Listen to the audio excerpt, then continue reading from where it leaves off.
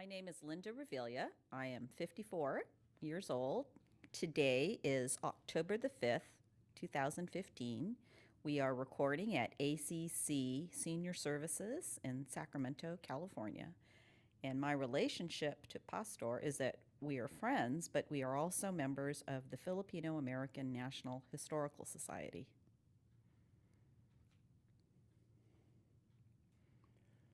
My name is Pastor Engkabo Jr. I am 85 years old, and today is October the 5th, 2015, and I'm at the ACC Senior Services. Okay, Pastor, let's start by talking about where you were born. I was born in Stockton, California, and I was born and raised there until I went into the service. And I was in Korea in 1951 to 1953, and I couldn't get a job after I was discharged in Stockton other than working in the farms as a laborer. So I moved to Sacramento, and I've been here ever since 1953. Okay, let's go back to Stockton. What was your family doing there in Stockton? Well, my father was, of course, he worked in the farm, and he worked in all the different fruits and vegetables in the farms, and they used to travel up and down California, and to pick tomatoes, peaches, celery, and after a few years of that, he saved enough money to farm maybe 100 acres of red tomatoes, which I worked there as a little boy. And I was probably about 10 years old working in the tomatoes, weeding and hoeing. And then time to pick my father's tomatoes. 100 acres was too much for one boy to pick. But he said, Junior, just keep picking. And so I just did what my father said. And maybe about an hour after I started to pick tomatoes, 2 or 3 trucks came in, and they were German prisoners of war. And they jumped out of the truck, and they all helped pick tomatoes with me. And they couldn't speak English except for a few, which I got to know. And this one German prisoner told me, I hate this war, and I want to go back home to my family. And I figured, well, he was just like all of us, didn't like the war, but it happened, and we're all happy to get back to where we came from. And anyway, we all picked the tomatoes, and then with that money, I guess my father built a grocery store. Probably in 1940 or 41, right before Pearl Harbor attack, and that's where I worked as a kid before I go to school. Stock the shelves up with the canned goods, and after school I would come back and stock the shelves again, and I was maybe 10 or 11 years old at the time. And I even helped my father in the morning go to the farmer's market. My father had a little panel truck, and he showed me how to buy fruits and lettuce and vegetables. And then I took over that job, and I wake up at 4 in the morning and go down to the farmer's market and buy all the vegetables for the stores and fruit, and came back, stocked the shelves, and go to school. So how old were you when you started to I buy was vegetables? probably 12 years old, 13 years old, and then 14, I got my driver's license. I could drive legally then. So, okay, so what was your mother doing at this time? Where was your mother from? My mother is from Iloilo, and my father is from Cebu. And my mother just was a regular housewife. And I even remember when we used to work in the farms, my mother was the cook, and my father was sometimes he was a foreman of the company that he would work for to pick the crops. But my father, to me, was a hero because he only had a fourth grade education, and he went to all these different businesses, and I grew up in the business atmosphere, so to speak. And my mom eventually became a housewife, and I have let me see, I even forgot how many brothers and sisters I got. Maybe I got three sisters and three brothers. And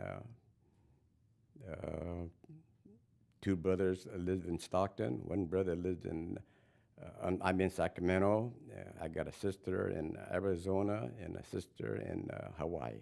Oh, so how did your parents meet? Well, my mother was a very beautiful lady, and she joined some clubs there in Stockton, and they had beauty contests. And so my mother entered into the beauty contest when she was about maybe 14, 15, 16 years old. And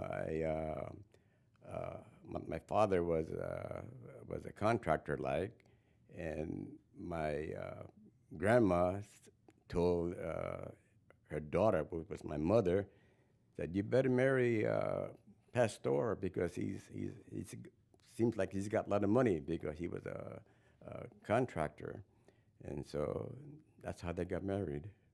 They got married probably in 1930, 1927 or 28. So how old was she and how old was he? My father he's about 17 years older than my mother, which was pretty typical there because in them days there were maybe out of 100 men, maybe 8, 9, or 10 were women. So the men outnumbered the women greatly. Yeah.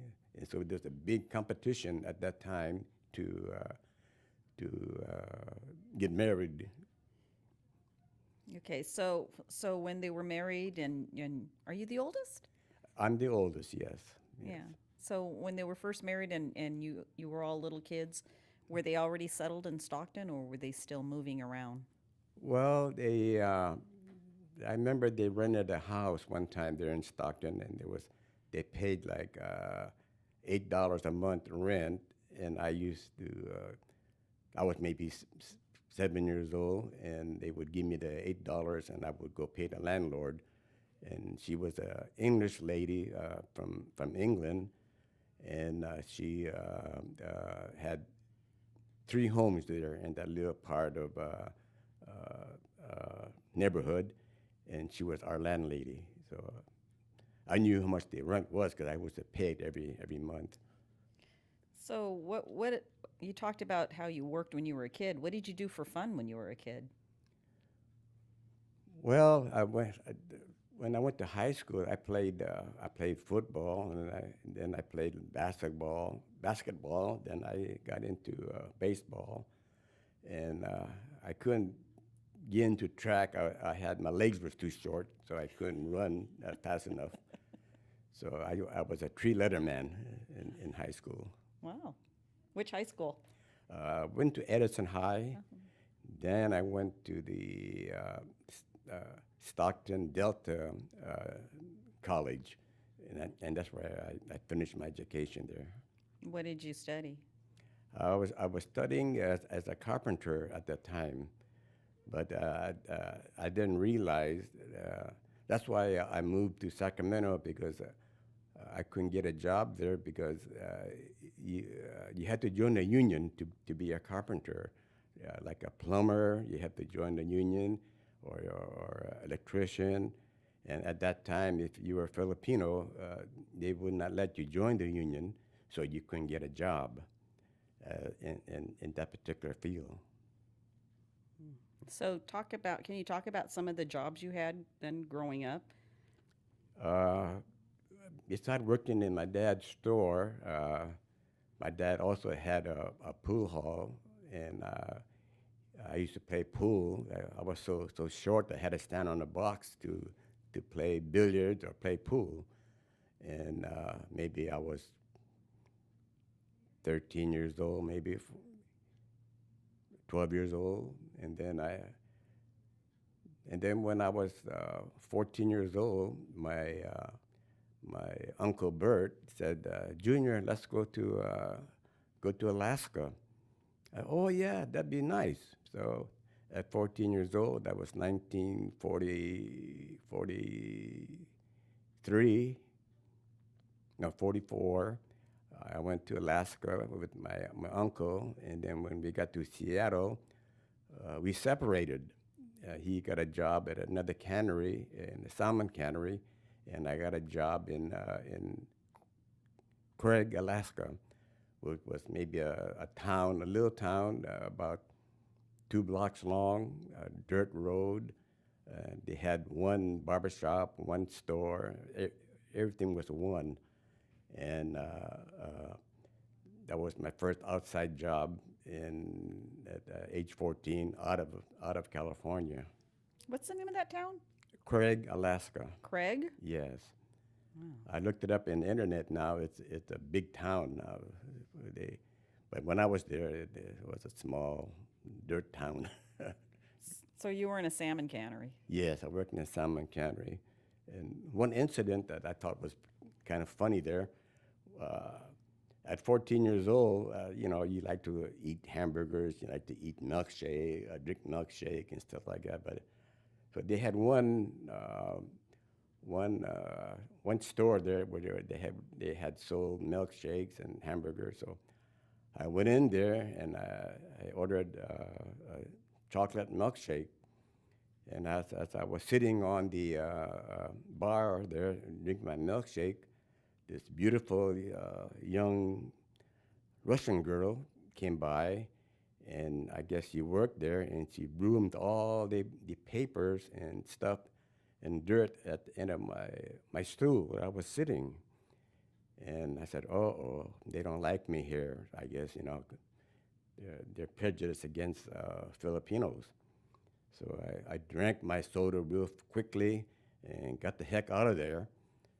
But as a young kid, you love milkshakes. So I went back the next day, and I didn't see her around there, so I went back in the fountain and ordered me a milkshake. And I was sitting there, and then she comes out of the back room, and she walked past me, and I grabbed her arm. I said, "Why did you broom all those paper and trash at the bottom of my stool?" And she said, "I want to get your attention." Well, you sure did. And so we dated for about 2 months when I was there. Do you remember her name? I forgot her name, yeah. But when her mother and father found out about me dating her, of course they were prejudiced. They sent her to Seattle, and I never saw her again.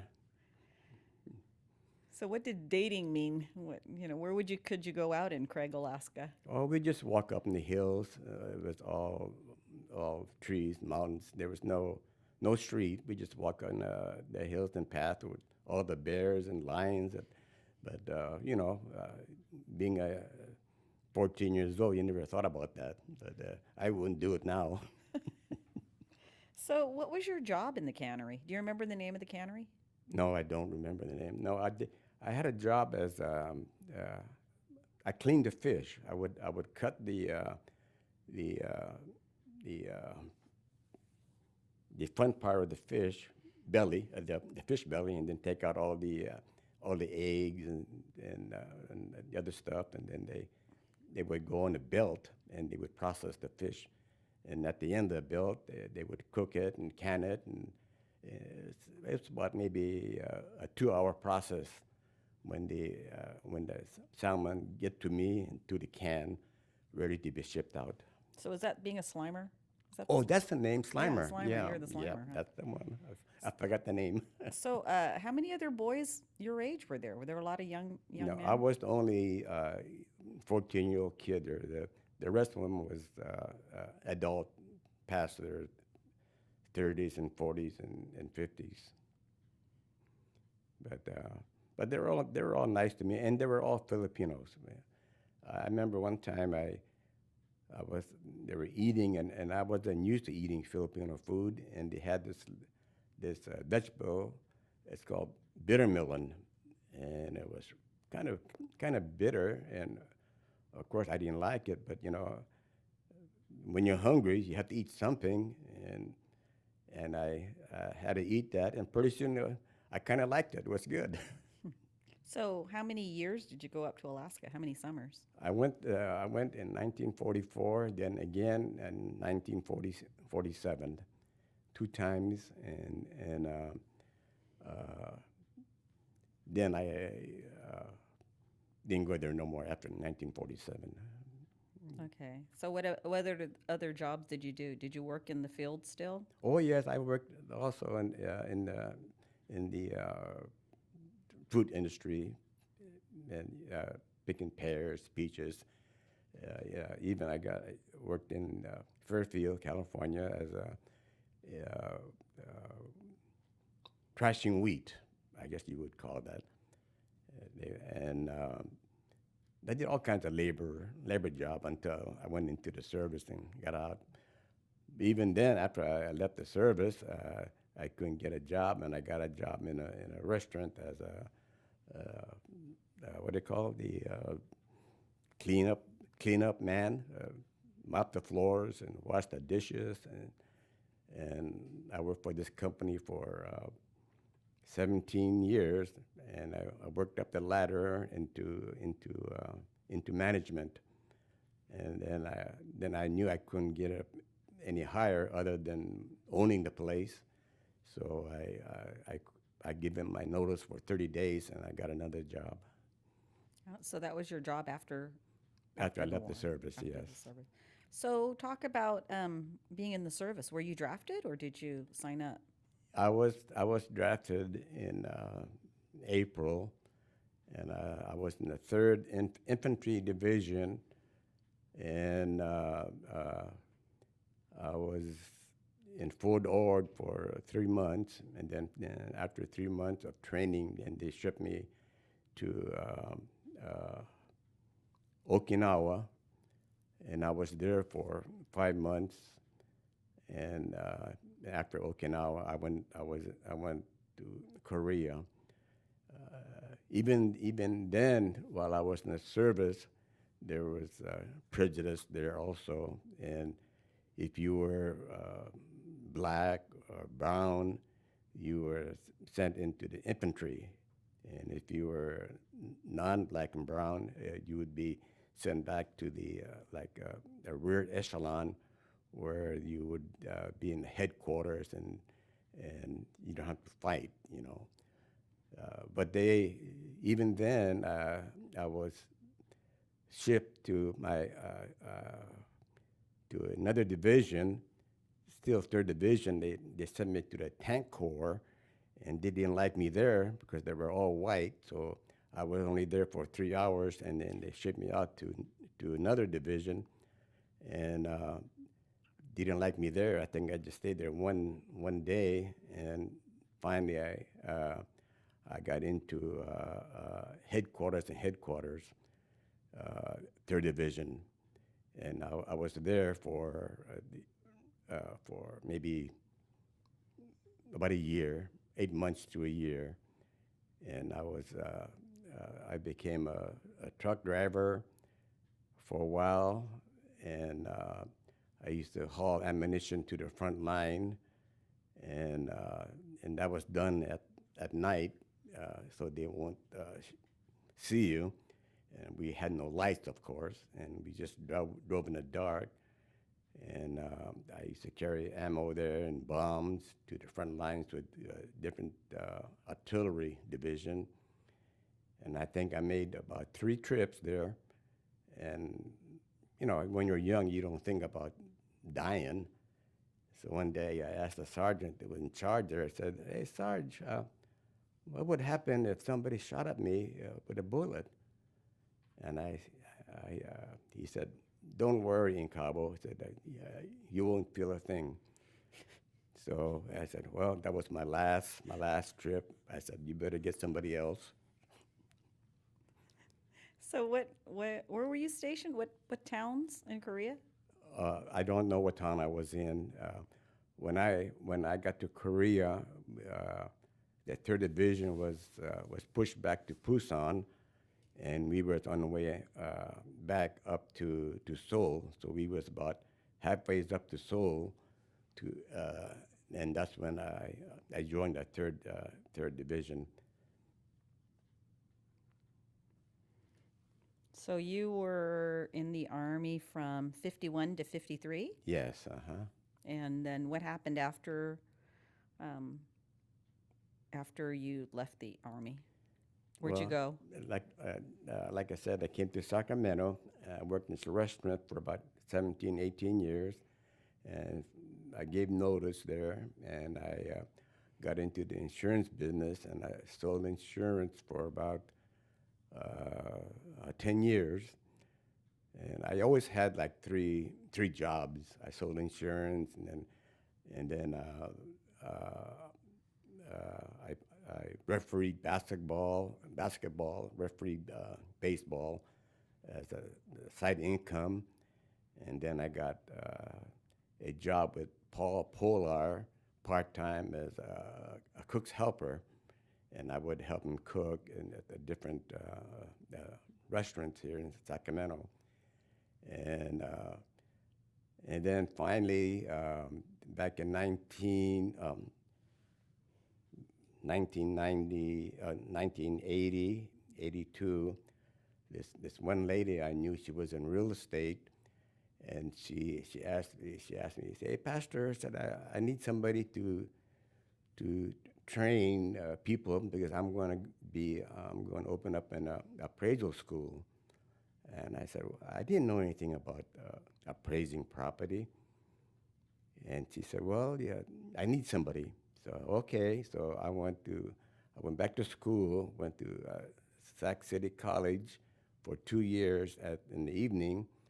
Then and during the day, I would train at her office different people to become an appraiser. And I worked for her for about 2 years, and then I went on my own and opened up my own shop around year 2000.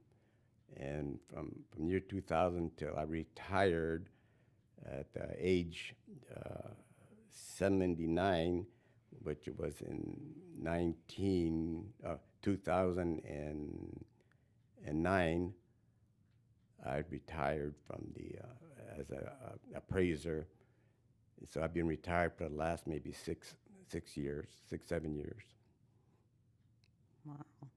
So let's talk about your family life. Where did you meet Lorraine?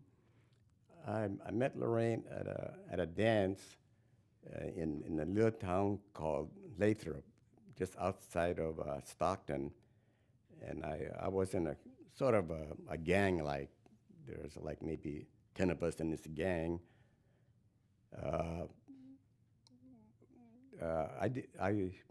I was kind of an outsider when I was a kid because my dad had a grocery store, and they didn't like me. So anyway, I wanted to join this gang, and they said no. And I begged them, said, let me join. They said, I'd be good for your gang. And they finally said, well, if you want to join our gang, you have to fight each one of us. So I said, well, I want to join so bad. So I said, okay, I'll fight one by one. And I rolled up my sleeve and said, come on, let's go. And they didn't want to fight me. They backed down. And so they let me join, and then after about 2 months, I became the leader of the gang, and so that's how I met Lorraine, my wife. We went to this dance, and I saw her, and I thought she was very beautiful. I said, "You guys, hands off of her.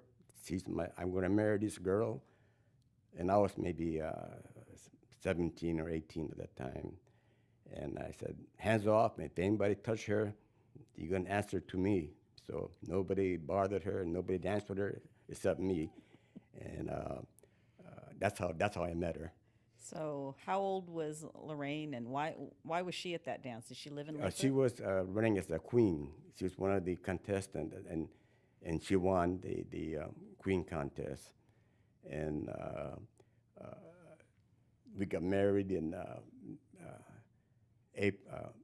May 17, 1953. Oh, so you were just out of Yes, out of the yeah. I didn't service. want nobody to take her. Oh, wait, let's get back to the gang. Who were the members of that gang, and what did that gang do?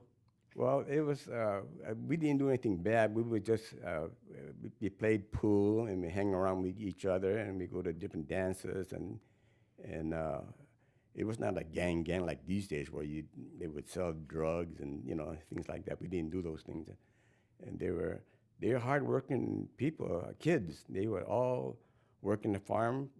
Our gang would go pick tomatoes and go pick grapes, you know, and we just hang around together. But we were all hard workers, and we would rent a apartment, and that's where we would stay.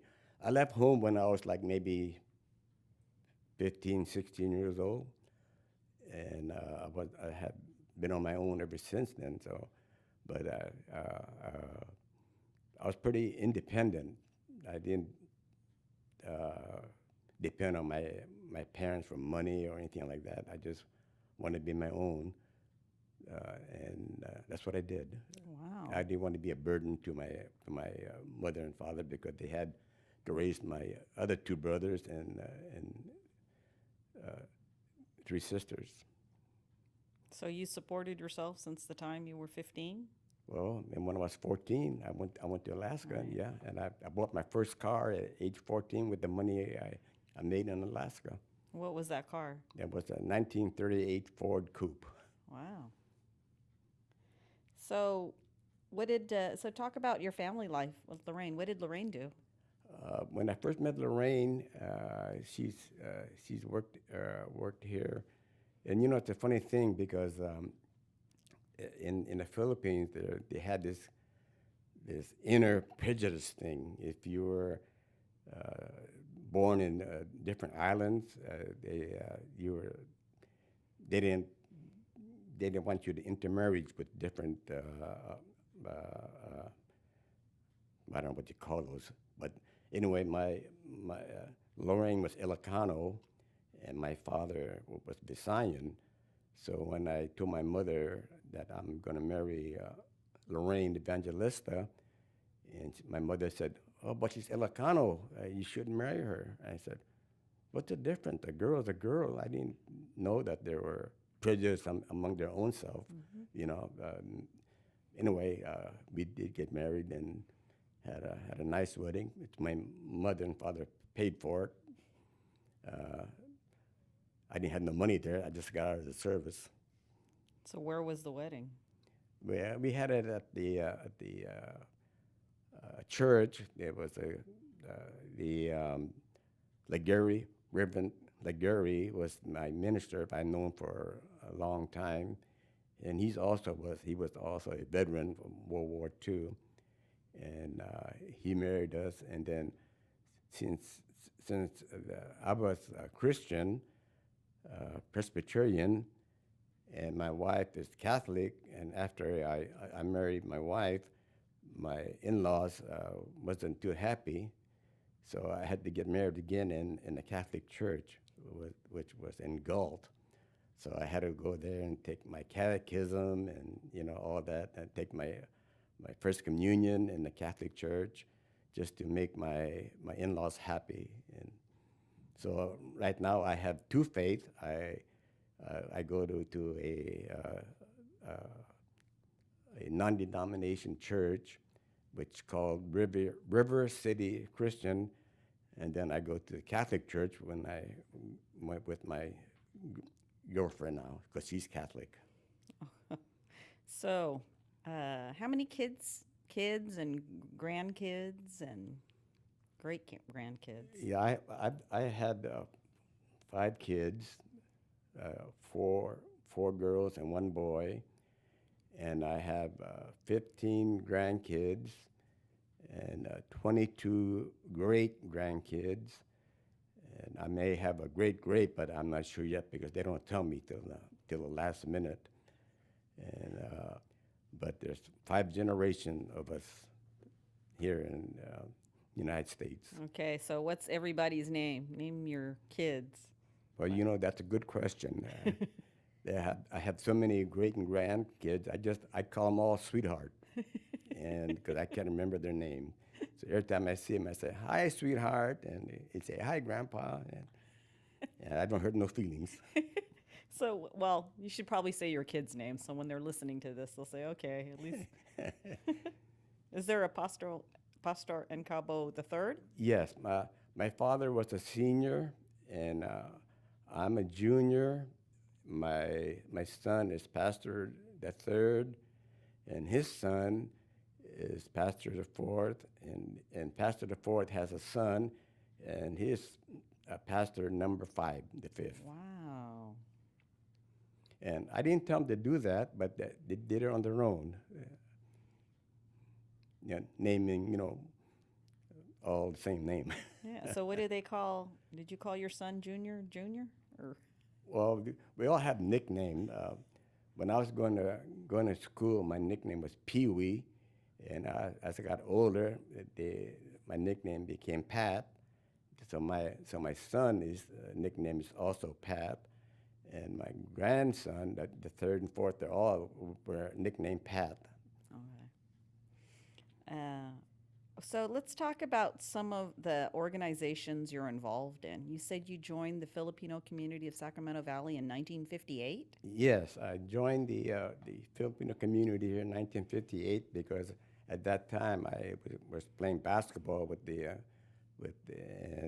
we wanted to get a sponsor to help us buy baseball and basketball and uniforms. So I had to join the Filipino community so they could.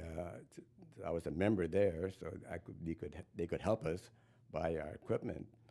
And then, of course, being a veteran, I joined the American Legion, and also I joined a branch of the American Legion called 40 and 8. And then I also belonged to the DVA, Disabled Veterans, and then I had joined maybe 6, 7 clubs at the time, but now I'm just active in about 4 clubs. It was getting too much for me. But I enjoy all these clubs because it keeps me busy, and it's like a project that I could do 2 or 3 times a week. Oh, yeah, and also I belong to the chambers of Sacramento also, which just keeps me pretty busy. You belong to the Sacramento Chamber? Yes. Oh. Mm-hmm. I'm the auditor there, and in all the clubs that I belong to, I hold office. I was the commander for the American Legion for 3 years. I was vice president of the Filipino community for about 10 years, and also I was the treasurer for 1 year. So I like it. I like to keep busy and keep my mind going. Well, okay, we have 5 minutes left. I know one thing I want to ask because we met because we're both members of FONS, the Filipino American National Historical Society. Mm-hmm. Why are you a member of FONS? Well, I like to keep the history of us going, just like I'm writing a book also, and to keep the history going, and so my kids will know, what I went through as a young man, being in the service, and then what I went through trying to make a living here in the United States, and the hard times and good times I had here in the United States. And most of it's been good, and I really really enjoy my life here, and it's a wonderful life. Yeah. I'm very very happy with it. That's great. Well, you look fantastic. Well, thank you. I know we forgot to ask. We forgot to tell the story of how you met your girlfriend or re-met your girlfriend. Oh, her name is Jean Gose, and she's part Filipino and part Italian, and she was my high school sweetheart. I met when I was 16, and she was 14, and after I was with her for almost a year, and then of course I had a lot of girlfriends when I was younger. So she married a gentleman named Ed Campos from San Francisco, and we met again back in November the 5th of 2005. And we met. She called me up that she was going to a reunion here in Sacramento, and I wasn't going. But when I found out she was going, then I, of course, went, and we met up with her. But at that time, I had problems with my back. I had sciatica, and I had to meet her on a wheelchair. Oh. And I said, "Oh, I couldn't. I had a hard time, and I couldn't even go to dance the next day because I was in a wheelchair." But anyway, I pursued her again, and we after 1 month of calling every night, talking to her, we became boyfriend girlfriend, and I go to San Francisco and visit her for a week, and then she comes down and visit me for a week. And in between times, we talk on the phone every night for 2 hours. Oh my gosh. Ever since I met her back again. So beautiful. I'm very happy with her, and she's happy with me. Oh, that's so nice. We're almost finished, so what's the last thing you want to say? Well, and within 1 hour, I have so many other stories to tell, but I can't fit it in here. And I enjoy telling the story of my life because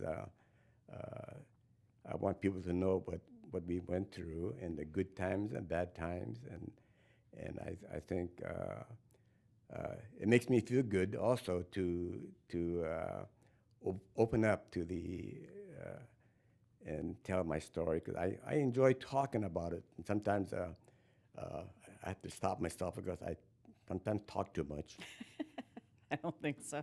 Thank you so much, Pastor. It's been great. It's a great interview. Thank you too. I enjoy it.